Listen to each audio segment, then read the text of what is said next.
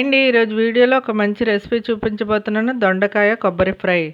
మనం ఎప్పుడు వండుకునే వెజిటేబుల్స్ అయినా ఎప్పుడు ఒకేలా వండితే బోర్ కొడుతుంది కదండి. ఇలా కొత్తగా ట్రై చేయండి. చాలామంది చాలా రకాలుగా చేస్తూ ఉంటారు, కానీ నేను మా ఇంట్లో చేసే పద్ధతి చూపిస్తున్నాను. పొడి పొడిలాడుతూ టేస్ట్ అయితే చాలా బాగుంటుంది. ఈ దొండకాయ కొబ్బరి ఫ్రై ఎలా చేసుకోవాలో చూద్దాం. ముందుగా లేత దొండకాయలు 1 కేజీ తీసుకున్నాను. సన్నగా తరిగి పక్కన పెట్టేసుకోవాలి. సన్నగా తరుక్కుంటేనే టేస్ట్ బాగుంటుంది. ఇప్పుడు పొయ్యి మీద ప్యాన్ పెట్టుకొని, మందంగా ఉన్న ప్యాన్ పెట్టుకోండి. ఇప్పుడు ఒక 2 టేబుల్ స్పూన్ల ఆయిల్ వేసుకోండి. కొద్దిగా ఆవాలు వేసుకోండి. మినపప్పు, శనగపప్పు కూడా కలిపి వేసుకోవాలన్నమాట. కొద్దిగా ఆవాలు చిటపట్లు ఆడిన తర్వాత అప్పుడు శనగపప్పు, మినపప్పు కూడా వేసుకుంటే మనం తినేటప్పుడు పంటికి తగులుతూ టేస్ట్ అనేది బాగుంటుంది.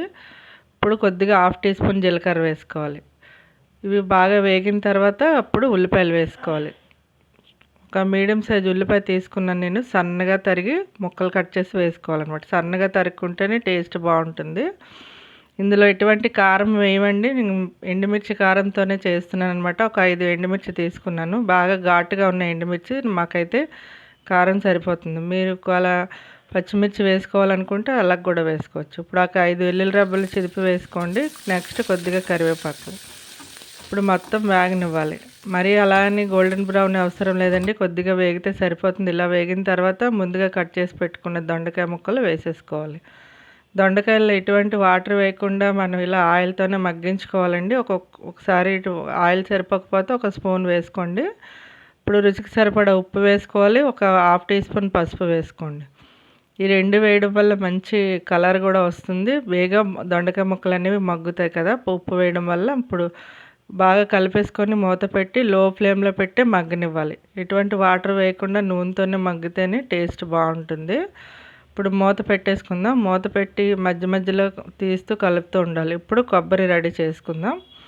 ఇప్పుడు నేను కొబ్బరి తీసుకున్నాను. ఒక 1/2 చెక్క కొబ్బరి ముక్క తీసుకొని ఇలా చిన్న మిక్సీ బౌల్లో వేసుకొని మిక్సీ పట్టుకోవాలి. ఆపి గ్రైండ్ చేస్తుంటే మనం ఎలా అయితే కోరుతామో అలానే వస్తుందండి. సేమ్ కోరినట్టుగానే వస్తుంది. కొద్ది లేతగా ఉంటేనే కొబ్బరి పాలు టేస్ట్ అనేది తెలుస్తుంది కర్రీలోని. ఇప్పుడు బాగా వేగిపోయిన చూసారా? వేగిపోయిన తర్వాత ఈ కొబ్బరి వేసేసుకోవాలి. కొబ్బరి వేసిన తర్వాత ఎక్కువసేపు అవసరం లేదండి. లైట్గా వేగితే సరిపోతుంది. ఇది రెడీ అయిపోయింది. ఇందులో కారం వేయకుండా నేను పసుపు ఒకటే వేసాను. ఎండుమిర్చితో చేశాను. టేస్ట్ అయితే చాలా బాగా వచ్చింది. ఒకవేళ మీకు నచ్చితే కారం కూడా కొద్దిగా వేసుకోవచ్చు. ఈ పొడి పొడిలాడుతూ నేను సాంబార్ చేశాను. ఈ ఫ్రై కూడా చేశాను. మీకు నచ్చితే లైక్ చేయండి, షేర్ చేయండి. Thank you for watching.